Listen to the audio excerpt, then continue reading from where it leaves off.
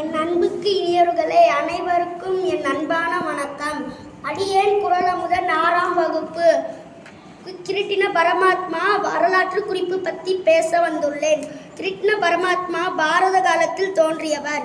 இவர் குந்தி தேவியின் உடன் பிறந்த சகோதரர் ஆவார்.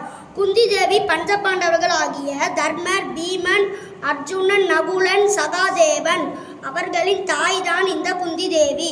அவர்களின் தாய் மாமன் தான் கிருட்டிண பரமாத்மா.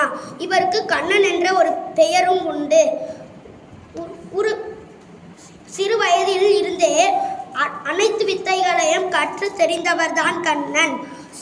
துரோணர்களை இன்று ஒரு வகையினர் இருந்தனர். அவர்களில் துரியோதனன் என்பவர் இருந்தார்.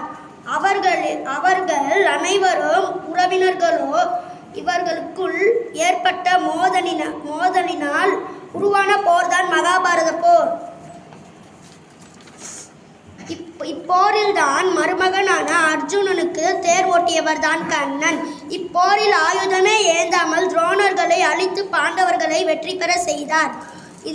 இந்த போரில் நிகழ்ந்து ஆடி மாதம் 18ஆம் நாள் தன் போர் நிறைவு பெற்றது. அதன் நினைவாகத்தான் தமிழர்கள் ஆகிய நாம் அந்தந்த ஊர்களில் உள்ள ஆற்றங்கரையில் இன்றும் கொண்டாடி வருகின்றோம். மிக நீண்ட இந்த வரலாற்று செய்தியை சிறுத்தின சுருக்கமாக இங்கு பதிவு செய்து உள்ளேன். நன்றி, வணக்கம்.